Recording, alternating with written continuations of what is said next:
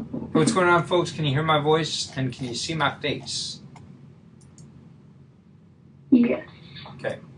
Yeah. 1 second, I gotta move this thing over here. I'm gonna take this thing.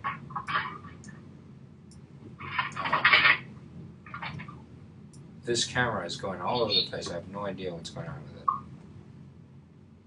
There we go. There we go. Okay, now I want to. How do I zoom in a little bit? There we go. Zoom in. Yeah, let's zoom in some more. Zoom in.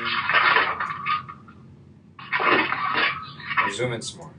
Okay, let's see. It's just Control plus.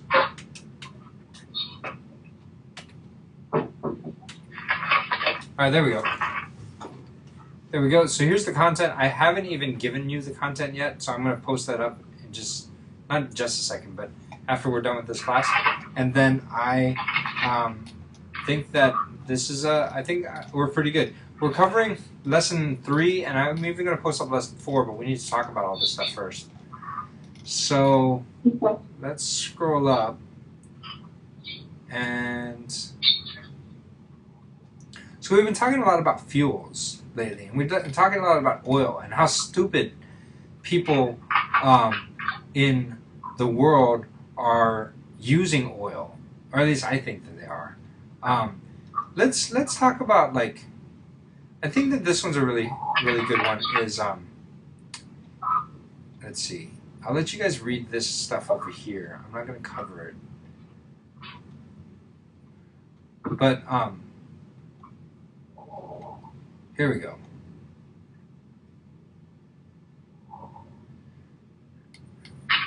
All right. So what we've been doing is, for the last century, we've been looking for oil, and we've been looking for these fossil fuels. And how do we find them? Well, we have radar techniques. And let me see if I can go back. I'm not sure where that oh no, it's got to be down here. How do we find the oil? Well, we have these radar techniques. And what we do is it's kind of like just exactly like what a bat does. And we have some kind of big ship out here, and we have this ship send out a signal. And what they're using nowadays is this air gun array, and it's basically shooting air, like shooting this loud sounds, but not really sounds, more like just kind of sending out these waves and whatnot. We used to actually use dynamite. So they used to kind of throw dynamite off and then have the thing bounce off the bottom. And based on, like, the density of what it's hitting, it will bounce back differently. And then we're able to record that in another vessel, and then we would compare those two, the signals, and then we would say, oh, okay, so this is what not the ocean floor looks like, but this is what underneath the ocean floor looks like. Hey, there's a deep pocket over there. That's some good oil hunting, and then we can go and take out the oil, and that's really cool, right? So here's the thing is, we've been doing that for over a century, and what we do is, once we find that, we find a big field full of oil, full of fossil fuel, we'll drill down and check and basically pump it out. And what's really cool about it is that sometimes you drill down and there's oil, or there's a lot of pressure down there. And when there's a lot of pressure deep down in those, let me zoom out a little bit so I can get this whole picture in there. When there's a lot of pressure down there, what happens is, when you first puncture through the surface, because this oil is actually sitting inside of 2 pieces of rock. Like, there's what we call the shale layer, and that's like rock over here, and then there's another shale, and then there could be gas and oil and water would build up in there. And by the way, why is the oil over here and the water is over here? What are your thoughts? Why is the oil, like, just kind of hanging out there? Isn't that bigger than the water? What is that? The density? Yeah, exactly. Exactly. I mean, you did that in like 4th grade, right? You guys took water, you put it inside of a cup, you took oil, you put it in a cup, and look, hey, guess what? The thing created a nice little layer. So we cool with that? Yeah. All right. So what they would do is we would find the oil, we would tap into it, and we'd poke a hole inside the earth, and all of a sudden, all this stuff would be gushing out, and that would be really cool because now you know you have a lot of pressure underneath there. You have these big, fountains of oil shooting out, which is a huge waste of oil, actually. But hey, what are you gonna do? I mean, you're talking about puncturing a hole in the earth. It's not like you can put a cap on it real quick, So, so you got that. Now here's the problem is, all right. So eventually, it's kind of like opening up a soda can. You open up a soda can, the thing will gush out, right? If you shake it up. Okay. So say that it gets under a lot of pressure. You open up the soda can, the thing will gush out, but it won't gush out forever. It's not gonna like gush until every last drop of soda is in your face. It's going to gush out initially, and then it's going to be like, I have too much pressure, and then eventually the pressure is going to normalize, and then it's going to be like, I'm cool. I can now be drunk.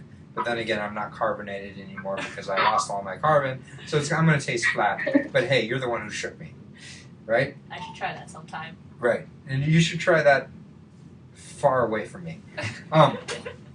But what's going on is basically your pressure is lost, and so in order to get that, how do you get the soda out of the can once the pressure is lost? Because like technically you could drink soda by doing this and then opening it up and opening your mouth, and then all the water will come, all the soda will come in, but then eventually the soda will be lost. And what do you got to do? No, you don't turn it upside down. How are you going to turn the earth upside down? Details. Right. I'm just going to wait till the earth is on the other side, and technically gravity will just drop the oil out. No. Maybe God can do that. You'd be like, I want some oil. He takes the earth and goes, boop. There we go. Oil for my robot. All right. We cannot do that. How do we do it? How do we get it out? A pump or something? There we go. You pump it. Louder. All right. Anyway, I was listening to some Black Eyed Peas before we started this class. I'm sorry. Okay. And you can pump it. Now, you could have some catastrophes. Like, for example, why do we like using oil? Because we like lighting it on fire. But what happens if your oil is gushing out of the ground and it got lit on fire? Well, they're flamethrower. How do you... That is the earth, like, going medieval on your butt. Because it's like shooting out a big flamethrower. It's crazy. And sometimes... And actually, these flames could last for, like, weeks. Like, this one right here, in the year, I forgot, 1913, is the largest single oil fire in the history of the U.S. Of course, this was written in 1913, so I don't know if that's completely true. But check this out. Here's Los Angeles, and there's an oil flame thing. And it's crazy. It's a huge oil gusher. So, we've been doing this for 100 years. We're kind of running out.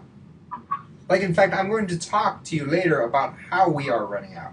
And we'll actually throw out the numbers out there. This isn't a hypothetical class. This isn't a class where we're like, oh, be afraid. And you're like, well, really? What's the numbers? And I'll be like, I don't know. I don't really know the data. They say that you should be afraid. I don't know.